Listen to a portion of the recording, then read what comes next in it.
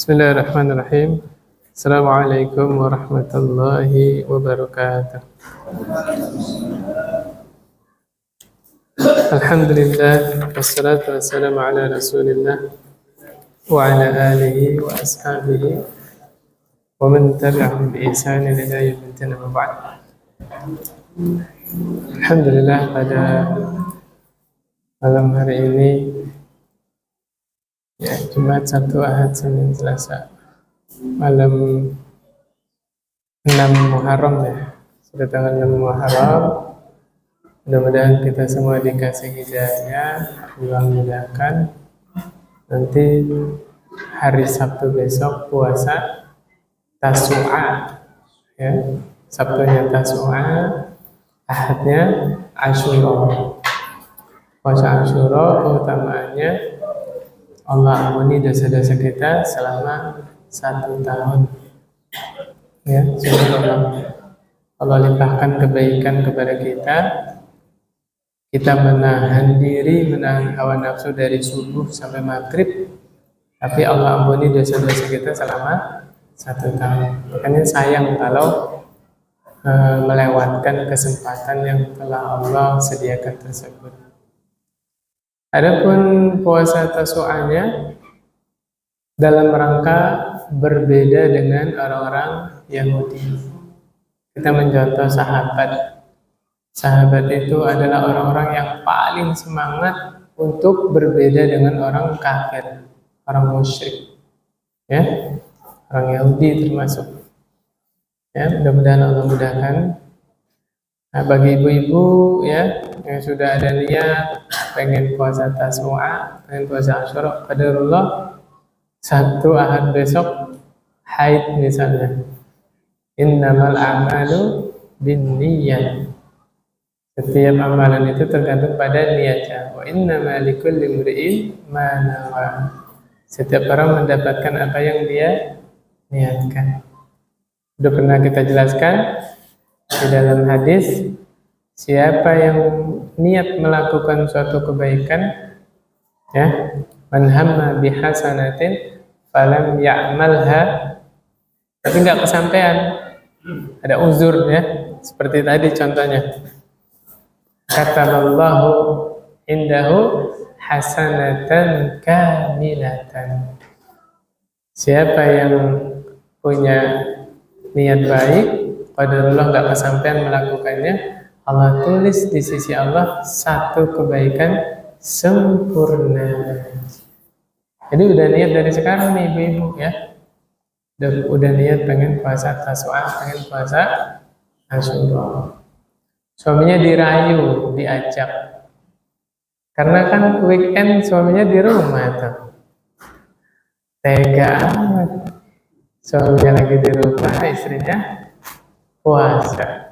Nah, ini pinter-pinter ngerayu.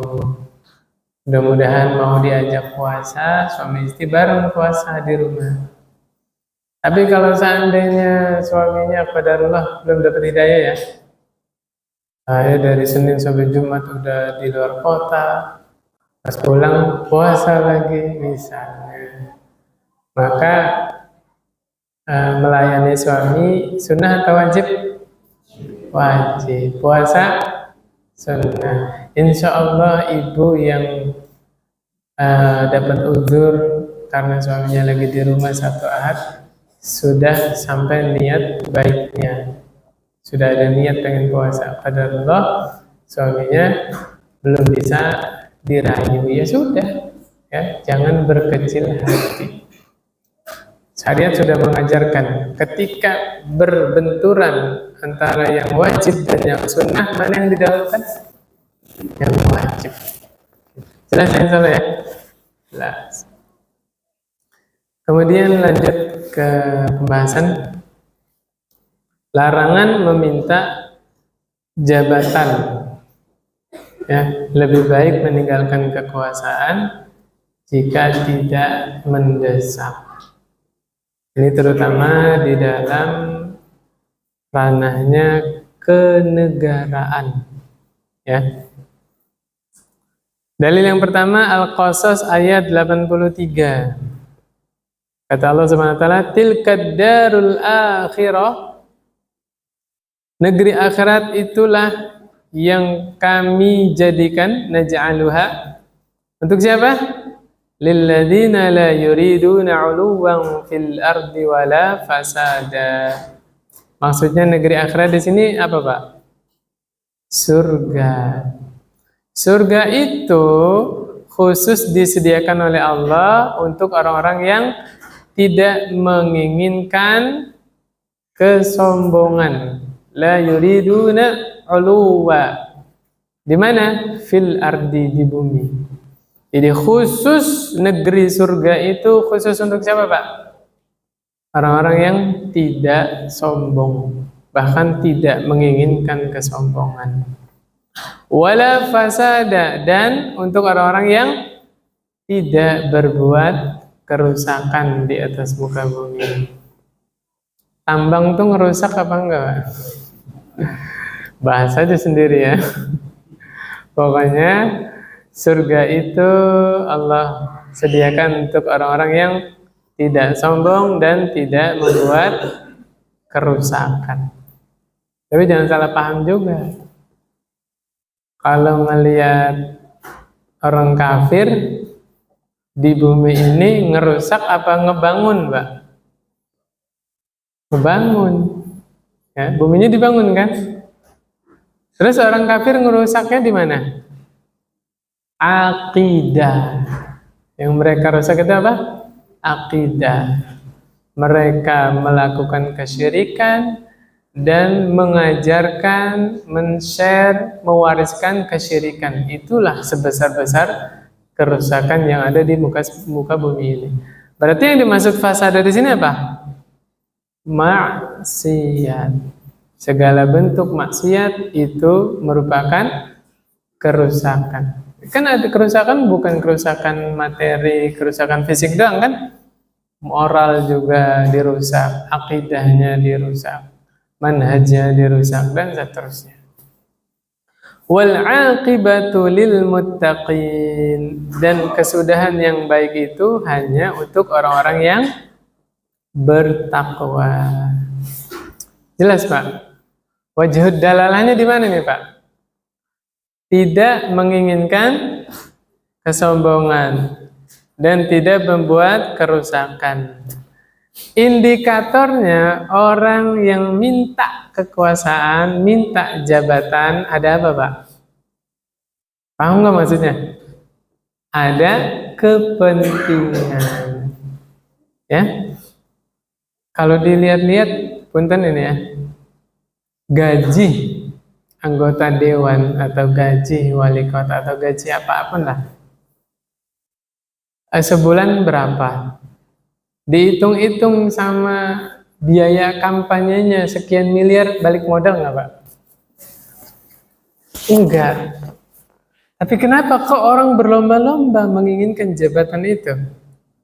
Ada sesuatu, paham? Ada kepentingan, ada yang ingin dia perjuangkan. Ya, makanya penulis membawakan ayat tersebut tadi. Ya, kesimpulannya gini, Pak. Mayoritas sahabat itu suudzon terhadap diri sendiri. Paham nggak maksudnya suudzon, Pak? Merasa tidak pantas. Khalifah yang 4 itu mencalonkan diri apa dipilih semua, Pak? Pilih semua. Nggak ada yang mencalonkan saya aja yang jadi pemimpin, nggak ada. Begitu juga menteri-menteri yang lain ditunjuk. Nah, ini ada kisah nih.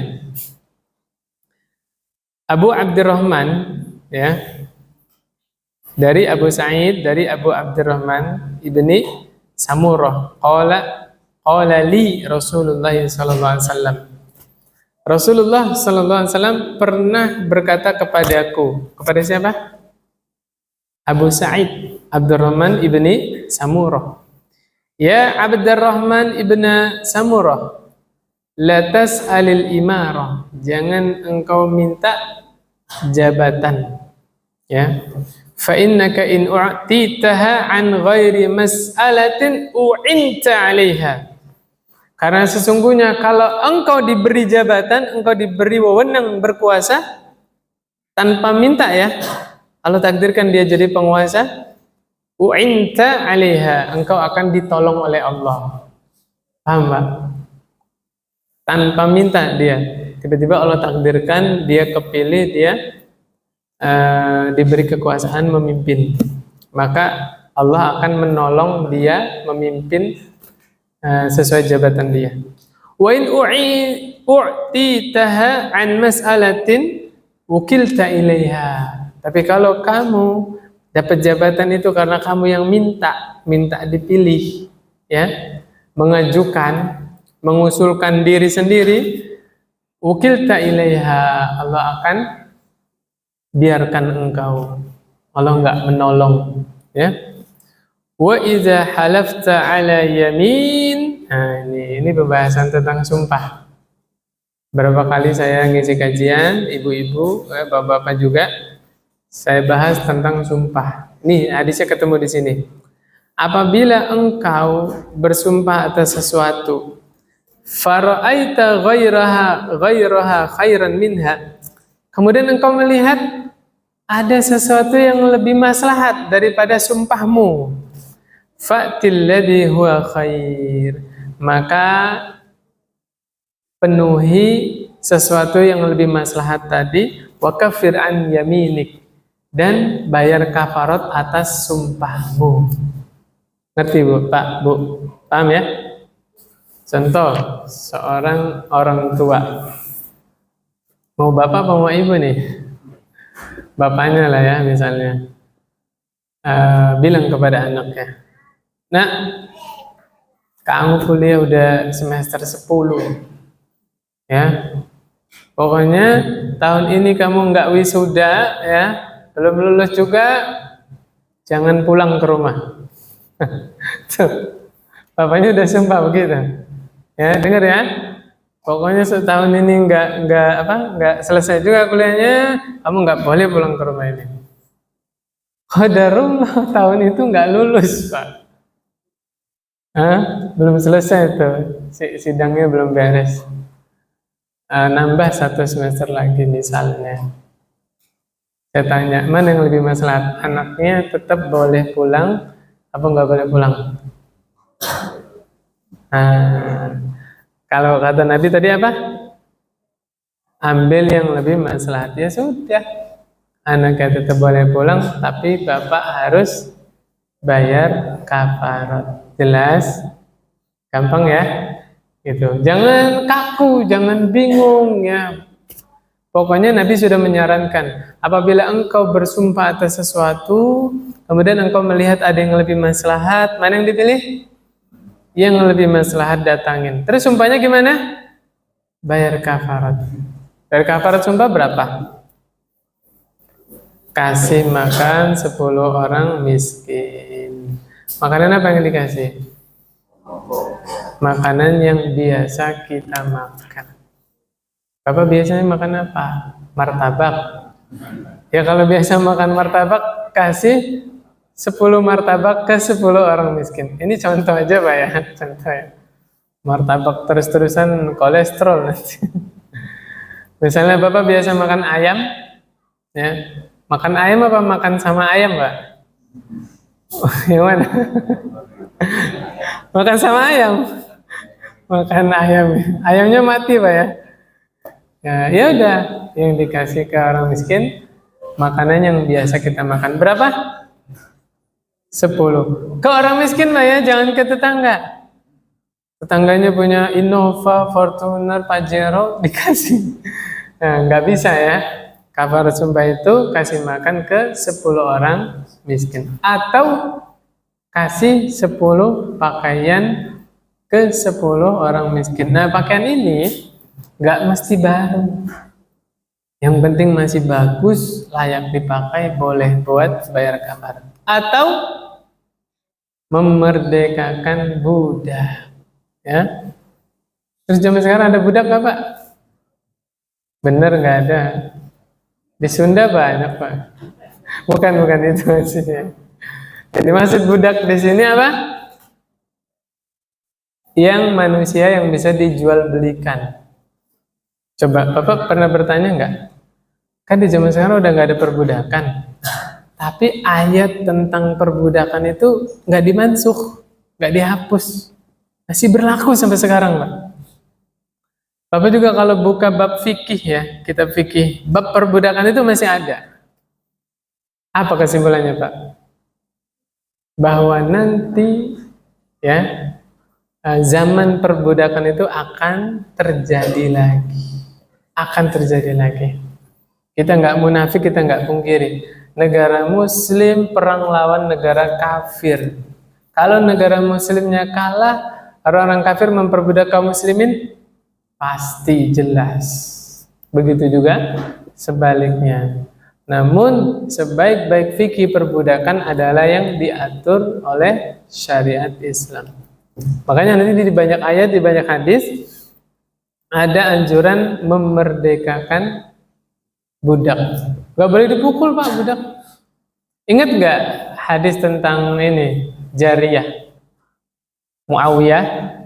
Muawiyahnya yang lain, bukan Muawiyah bin Abi Sufyan, bukan ya. Seorang sahabat yang bernama Muawiyah pernah memukul budak perempuannya.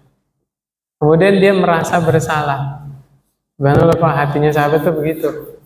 Ya. Ya kalau budak itu kan jatuhnya kayak pembantunya ya. Ya bawahannya anak buahnya gitu kan. Dipukul tuh. Merasa bersalah, Pak. Bapak mukul anak merasa bersalah nggak, Pak? Ayo. Mukul istri merasa bersalah nggak? Hah? Enggak ya, mukul istri mah ya. Kan pukulannya pukulan sayang. Ya bukan hukuman ya. Muawiyah tadi lapor kepada Nabi, ya Rasulullah Sallallahu Alaihi Wasallam, saya telah memukul budak perempuan saya. Apakah harus saya merdekakan? Apa jawab Nabi? Nanti dulu, tunggu. Coba budaknya mana? Ketemu dulu Nabi sama budaknya tadi, budak perempuan tadi. Diapain, Pak? Ditanya, dites. Pertanyaannya dua doang. Aina Allah? Di mana Allah? Apa jawab budaknya? Fis sama, di langit. Ya. Fi di situ maknanya bukan berarti di dalam. Ya. Contoh, Allah ingin menjadikan khalifah di atas muka bumi kan? Inni ja'ilu fil ardi. Apakah di dalam bumi? Ayo. Apa terjemahnya? Di atas, ya kan? Maka ketika dijawab ainallah fis sama, maknanya apa artinya? Di atas langit. Paham, Pak? Kan nanti kalau lihat apa lughah di dalam bahasa Arab, fi itu enggak selalu maknanya di dalam. Kadang-kadang maknanya apa tadi? Di atas. Man ana? Siapa saya? Mereka tadi jawab apa? Anta Rasulullah Sallallahu Alaihi Wasallam. Apa jawab Nabi? Ya'tiqha fa innaha mu'minah. Merdekakan dia karena sesungguhnya dia adalah seorang mukminah. Tuh, Nabi yang bilang bahwa salah satu ciri seorang itu dianggap beriman diantaranya apa? Meyakini keberadaan Allah ada di mana? Di atas. Itu Nabi yang bilang. Nabi yang bertanya, lah sekarang ada dai atau ustadz melarang bertanya di mana Allah. Ada tidak? Ada. Saya pernah dengar salah satu ceramahnya itu ya, saya nggak sebut namanya di sini ya. Jadi dia bilang begini, kalau ada ustazah di sini yang ngajar, nanya ke muridnya di mana Allah, berhentikan aja ustazahnya. Ada yang seperti itu, Pak. Ada benar, masih ada jejak digitalnya. Dilihat di YouTube nanti, ya. Saya langsung berpikir, lah Nabi kan yang nanyain di mana Allah, dan Allah di banyak ayatnya itu menerangkan keberadaan Allah di mana? Di atas langit. Bapak-bapak familiar sama ayat ini? A'amintum man fis samai ay yakhsifa bikumul arda fa idza hiya tamur. Apa Pak? Ayat berikutnya apa? Am amintum man fis samai ay yursila 'alaikum hasiba. Lihat terjemahannya. Apakah kalian merasa aman dari zat yang ada di atas langit? Kalau ulang kan ayatnya. Atau kalian merasa aman dari zat yang berada di atas langit? Siapa yang dimaksud? Allah Subhanahu wa taala. Itu baru 2 ayat. Belum lagi ribuan yang lain, ya. Ala kulli hal, jangan ragu-ragu. Ya, jangan ragu-ragu. Ahlussunnah wal Jamaah meyakini Allah itu berada tinggi di atas seluruh makhluknya. Seluruh makhluk itu ada di bawahnya Allah Subhanahu wa taala. Nah, kewajiban kita hanya mengimani, jangan dibayangkan bagaimananya. Gitu. Jelas ya? Oke. Kemudian kalau nggak bisa bayar kafarat tadi, berapa tadi Pak? Kasih minum, kasih makan 10 orang miskin, atau pakaian, atau memberikan budak. Kalau nggak bisa 3-tiganya ngapain? Puasa 3 hari. Dan puasa 3 hari ini di sini kalau merujuk ke surah Al-Maidah tentang kafarat yamin, ayat berapa saya lupa? 89 atau 79 atau 69, coba baca aja dari ayat 1 sampai selesai, nanti ketemu. Surah Al-Maidah ya. Antara 89 atau 79 atau 69. 89 tuh ketemu. Di situ saya tidak menemukan puasanya harus berturut-turut. Yang penting puasa berapa? 3 hari. Nah, ini juga jadi kita nggak bingung. Satu saat nazar, qadarullah nadarnya susah ditunaikan. Apa nadarnya Pak? Nah, Bapak nazar, ya Allah, kalau anak saya yang ke berapa? Yang ke-7 laki-laki, misalnya dari 1 sampai 6 perempuan semua. Kalau anak saya yang ke-7 laki-laki, saya mau ajak jalan-jalan istri saya ke Thailand, misalnya. Misal dong ini Pak, jangan beneran ya. Beneran qadarullah istrinya hamil, anak yang ke-7 laki-laki. Pertanyaannya, apakah dia harus ke Thailand bulan madu sama istrinya? Nggak boleh. Kenapa? Thailand itu negeri kafir. Boleh nggak safar ke negeri kafir? Tidak boleh. Terus gimana solusinya? Nah, tadi jawabnya Nabi, kalau ada sesuatu yang lebih maslahat, ambil yang lebih maslahat, nazarnya, sumpahnya, atau janjinya dibayar kafarat. Jelas? Nah, jadi jangan bingung lagi ya. Tadi udah tahu bayar kafaratnya, nazarnya bagaimana, selesai. Kemudian nasihat Nabi kepada Abu Dzar. Ya Abu Dzar, inni araka dha'ifan. Wahai Abu Dzar, aku melihatmu itu lemah. Lemah dalam apa ini?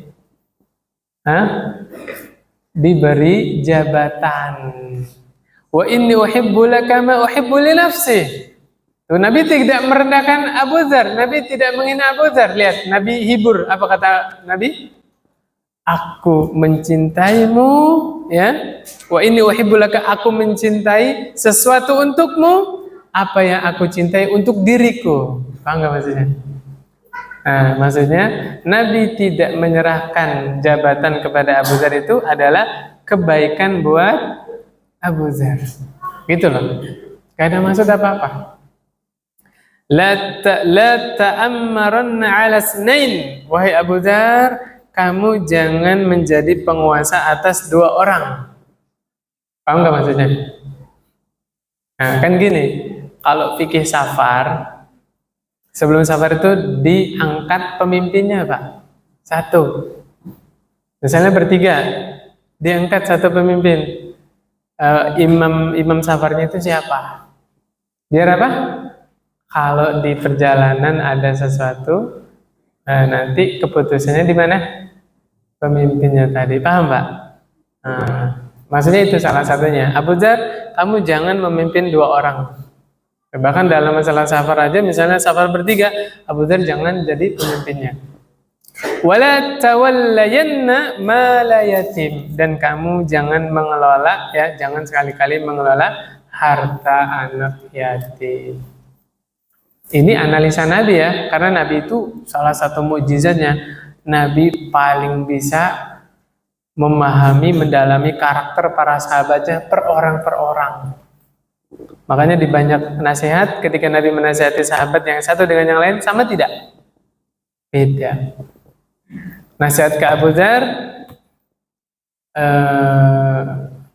puasa 3 hari setiap bulan. Nah di situ nggak ada ininya. Ada deh. Yang Ayyamul Bait kalau nggak salah, coba dicek hadisnya.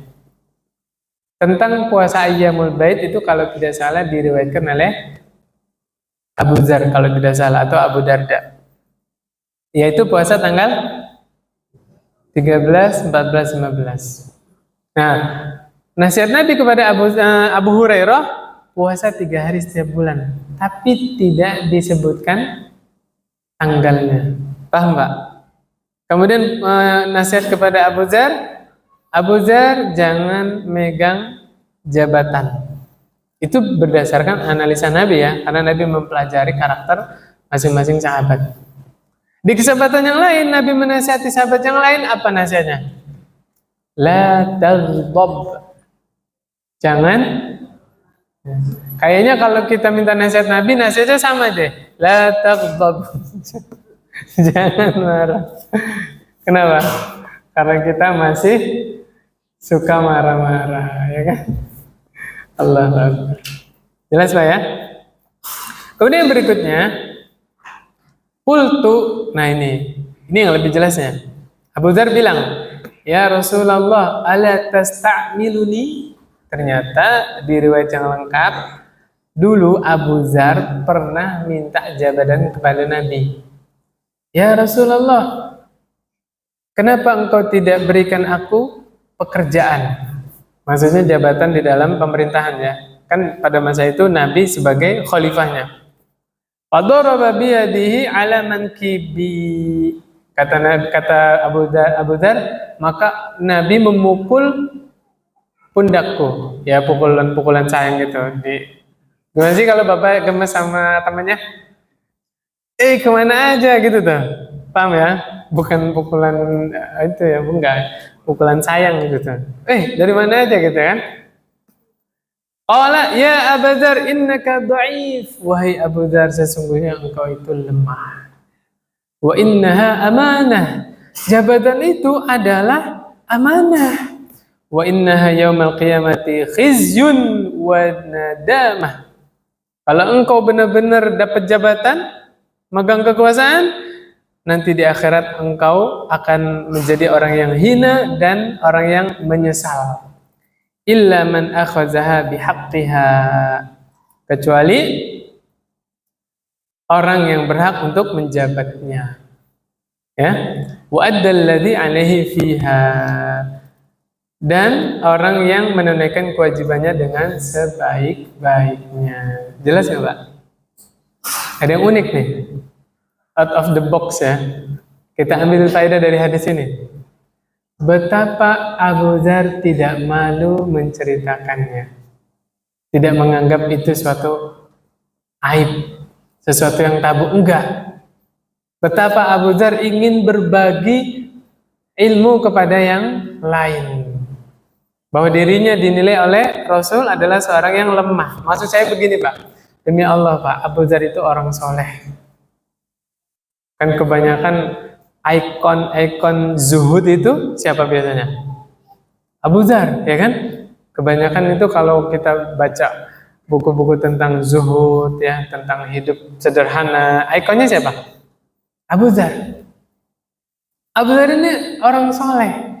Sesoleh Abu Dzar saja Nabi tidak serahkan jabatan kepada beliau, apalagi kita. Paham maksudnya Pak? Itu yang sampaikan dari hadis Abu Dzar ini, kenapa beliau cerita tentang dirinya, bahwa dirinya pernah minta jabatan kepada Nabi, kemudian Nabi tidak berikan. Ngerti sampai sini Pak? Kalau sekelas Abu Dzar saja tidak diberikan, tidak diserahkan jabatan, apalagi kita. Maka jangan pernah kita pede. Ngapain Pak? Nyalon. Jangan kepedean nyalon. Nyalon jadi apa aja? Nyalon di sini bukan ke salon, bukan Pak ya? Nyalon apa maksudnya Pak? Minta dipilih, mencalonkan diri, jangan. Ya. Kecuali memang masyarakat udah percaya sama Bapak. Udah Pak, kayaknya yang berhak jadi RT di sini Bapak. Ya sudah. Berarti kan memang Bapak dipilih kan, tidak mencalonkan diri kan? Nah, kalau Bapak dipilih, bismillah Pak, nanti Allah yang nolong menjalankan kewajibannya, tanggung jawabnya. Itu jelas? Jelas. Terus gimana ini sistem di negara kita? Sedangkan kalau mau dapat jabatan harus mencalonkan diri dan harus janji-janji itu apa namanya maksudnya? Kampanye ya. Mengumbar janji-janji kepada masyarakat. Subhanallah. Terus gimana itu? Ya dari awal memang sudah tidak syar'i sistemnya. Ya, saya tekankan di sini ya. Demokrasi itu bukan dari Islam. Paham maksud saya, Pak? Coba dipikir-pikir. Ketika ada pesta demokrasi, jadinya begitu ya. Pemilihan umum lah. Berapa triliun itu Pak biaya itu?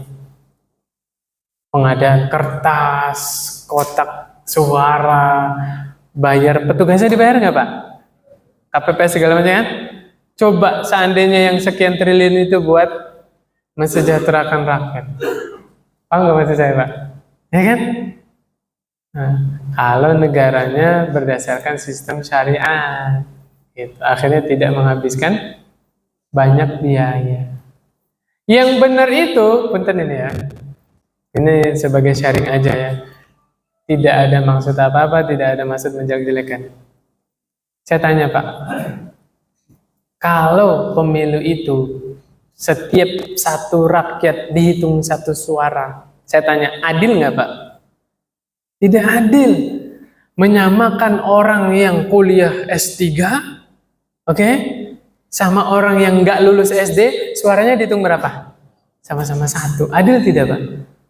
Tidak adil. Analisanya kan beda. Iya nggak Pak? Yang berpendidikan, yang kuliah, dia mikirnya ke depan. Yang dicari pemimpin yang jujur, yang benar, ya nggak? Kalau yang nggak lulus SD, yang mana yang ngasih amplop saya coblos. Iya kan? Kan beda kan analisanya? Nah, di situ ketidakadilannya. Menyamakan, punten ya. Suara ustadz sama suara pelacur disamakan, dihitung satu. Iya enggak? Suara tukang pinjol sama suara kiai dihitung satu kan? Adil enggak Pak? Tidak adil. Yang benar itu orang-orang berpendidikan di negara kita ini disaring, benar-benar difilter, baru diserahi tanggung jawab. Ya misalnya duduk di DPR, di MPR tadi kan? Nah betul-betul itu orang-orang yang terpilih, anak bangsa terpilih tuh. Nah nanti yang memilih pemimpin kita, presiden kita siapa? Orang-orang cerdas tadi, yang analisanya panjang berapa puluh tahun ke depan, yang betul-betul memperjuangkan negara dan rakyat. Baru itu sesuai syariat. Yang memilih apa? Kalau bahasanya Dewan Syuro, paham Pak? Majelis Syuro. Jadi nggak semua satu negara memilih, jelas nggak Pak? Mana dalilnya? Harus pakai dalil. Mana dalilnya? Ketika Umar akan wafat, Umar ngumpulin berapa? Kan sahabat yang dijamin masuk surga ada berapa? 10. Dikurangi Abu Bakar, Umar, tinggal berapa? 8 kan? Dikumpulin nih Pak 8. Oke? Yang satu, Abdurrahman bin Auf, diminta jadi wasit. Jadi hakimnya. Tinggal berapa Pak? 7. Umar nggak mau tahu. Di antara kalian bertujuh harus gantiin saya. Dipaksa sama Umar Pak. 7-7-nya nggak bersedia jadi khalifah Pak. Nah, siapa yang kepikiran? Dulu di masa khilafah Khulafaur Rasyidin nggak ada apa? Periode nggak ada. Satu periode berapa tahun? 5 tahun nggak ada. Meninggal baru ganti khalifah yang berikutnya, paham ya? Kan nggak ada yang kepikiran hari itu Umar meninggal kan? Subhanallah Pak, 7 sahabat ini ya saling menyerahkan khilafah itu ke saudaranya dengan cara apa? Saling memuji saudaranya dengan cara menyebutkan hadis-hadis Nabi. Nabi pernah memuji Sa'ad bin Abi Waqqas, Sa'id bin Zaid, siapa lagi Pak? Talha bin Ubaidillah, ya kan? Siapa lagi? Az-Zubair ibn Awam, ya kan? Utsman bin Affan, Ali bin Abi Thalib. Saling melempar hadis tuh Pak. Sisa berapa?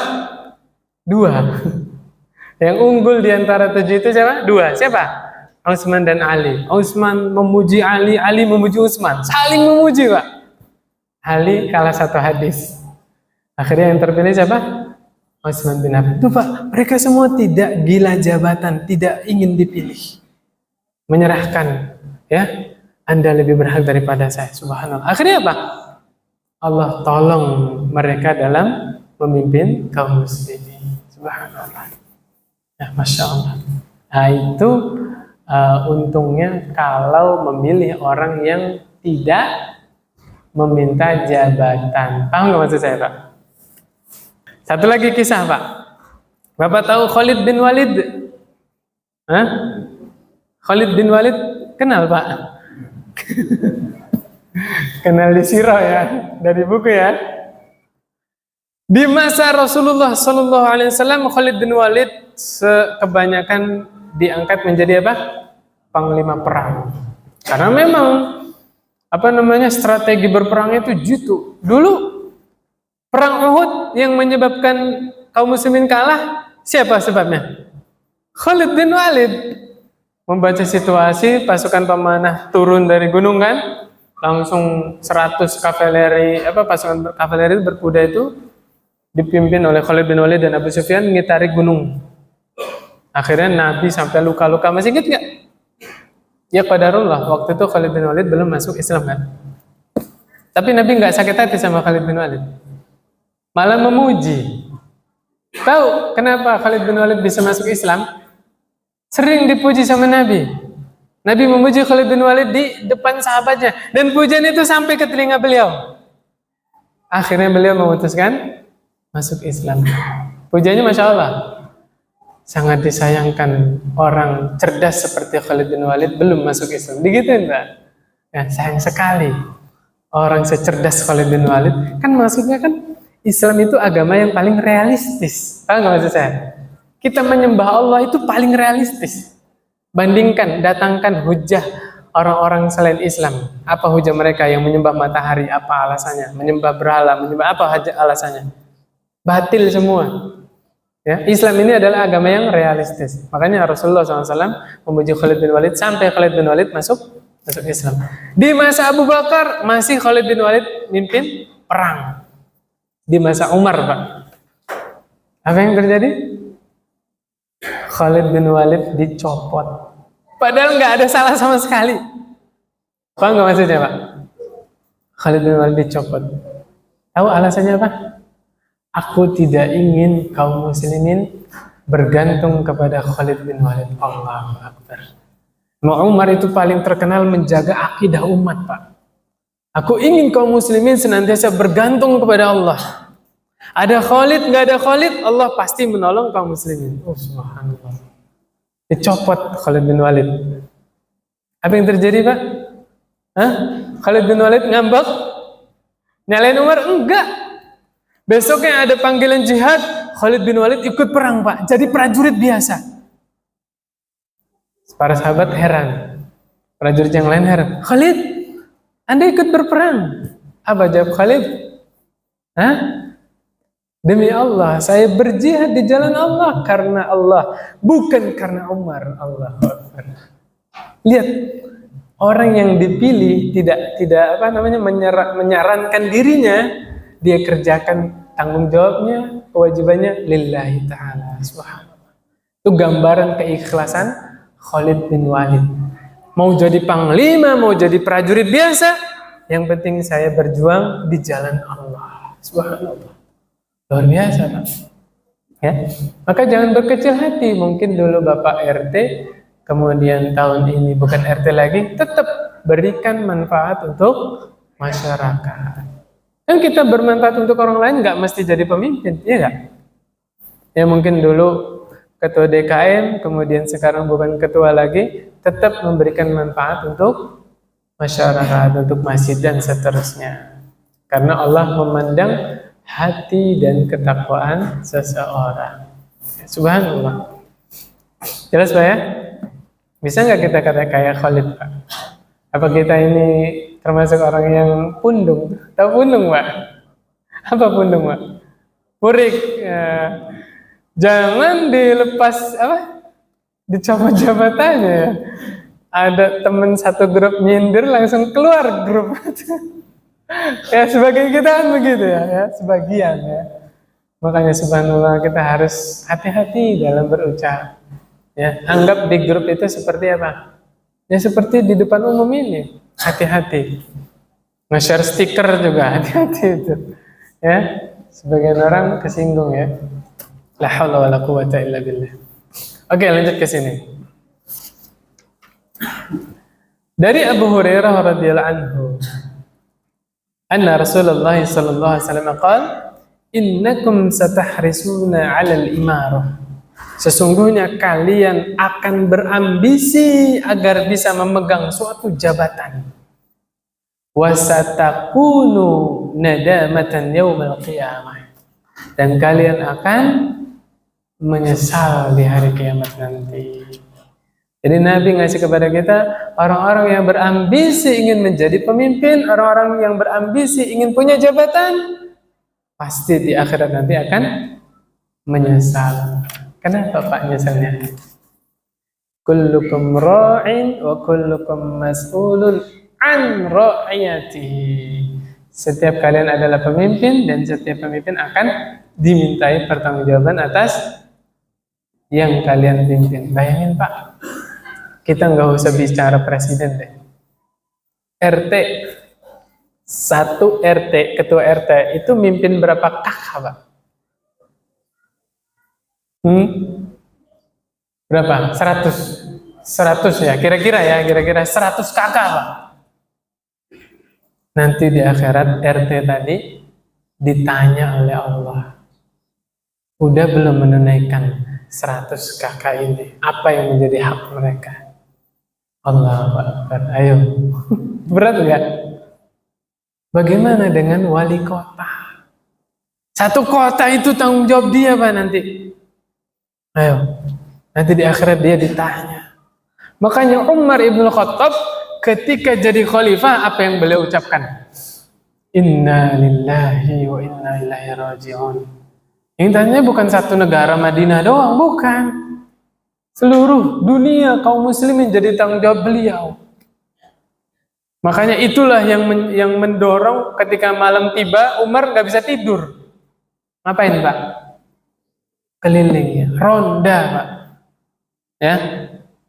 Demi Allah, Umar juga ngerti Pak.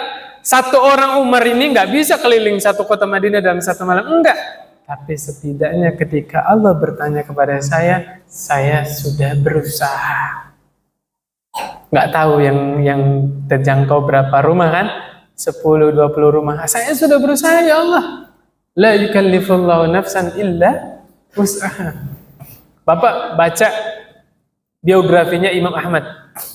Salah satu pendapatnya Imam Ahmad, salah satunya Pak ya.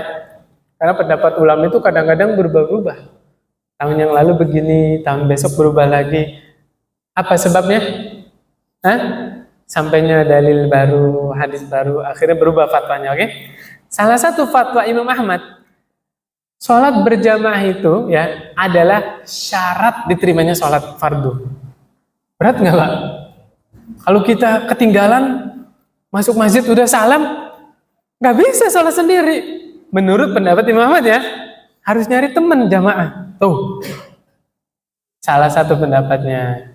Kita nggak bahas ini hukum sholat fardu berjamaah di masjid apa. Ya, khilaf, nanti ada panjang pembahasannya. Saya nggak bahas itunya. Saya bahas karakternya Imam Ahmad aja Pak.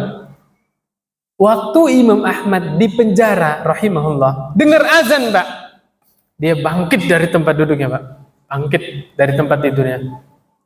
Dia jalan Pak, memenuhi panggilan azan. Kan lagi di penjara kan? Dia jalan ke pintu penjara Pak, berjalan. Ya Allah, saya pergi. Suruh berhenti. Apa suruh jalan saya? Belum, udah. Apa kata Imam Ahmad? Ya Allah, saya hanya mampu sampai sini. Ya Allah ya Rabbi. Paham nggak maksud saya Pak? Usaha dulu. Ya dengar azan, beliau berdiri, beliau berusaha pengen ke masjid. Qadarullah kan di penjara, pintunya dikunci kan, digembok. Dia jalan itu, dia deketin pintu tadi. Ya Allah, saya mampu sini doang. Allah. Seperti itu. Ya, Masya Allah. Tadi saya mau lagi ngomongin apa tadi? Ya, ini ya apa namanya? Ketika seseorang tidak minta dipilih, ya, kemudian dia ditakdirkan menjabat, maka akan Allah pilih. Oh, tadi Umar tadi ya, ronda ya. Ya itu Umar semampunya ronda, berapa rumah yang dijangkau, setidaknya sudah ada usaha. Sama wali kota juga ngurusin satu kota bisa nggak? Nggak bisa Pak. Tapi kalau dia sudah berusaha semaksimal mungkin, saya sudah curahkan ya, bahasanya begini, minimal pas jam kerja betul-betul ngurusi rakyat, semuanya diurusin, nanti selamat hisabnya nanti di akhirat. Ya kan, la yukallifullahu nafsan illa wus'aha kan? Begitu juga DKM, begitu juga kepala rumah tangga dan seterusnya.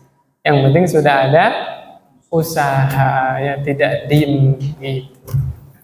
Kemudian berikutnya, perintah kepada para penguasa atau hakim atau para pejabat untuk memilih menteri atau orang-orang yang akan membantu dia dari kalangan orang-orang yang soleh dan senang memberi nasihat, ya, peringatan.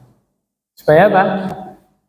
Ya namanya manusia kan kadang keliru, kadang khilaf. Nah, ketika terjadi kekeliruan itu, menterinya tadi yang akan mengingatkan. Gitu. Jadi ada wakilnya lah, ada wakil-wakilnya. Ya, nggak bisa satu orang mimpin sebuah lembaga atau satu negara tanpa menteri-menterinya kan. Nah, dianjurkan pemimpin tadi memilih menteri-menterinya dari orang-orang benar. Ya. Di dalam surah Az-Zukhruf ayat 67, al-akhillau yawma idzin ba'duhum li ba'din aduwwun illal muttaqin. Pada hari nanti, ya, di hari kiamat nanti akan terungkap. Apa yang terungkap?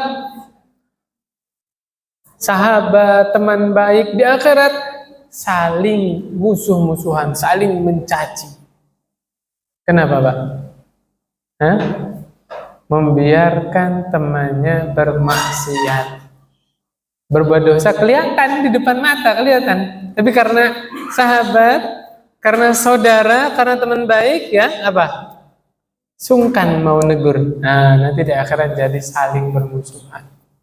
Makanya di situ Allah bilang illal muttaqin, kecuali orang-orang yang bertakwa. Orang yang bertakwa itu kalau sayang sama saudaranya keliru, dinasihatin. Bukan dibully, bukan direndahkan, bukan. Ya, kita nggak senang kalau saudara kita berbuat salah. Paham nggak maksudnya, Pak? Nasihatnya itu tulus lillahi ta'ala.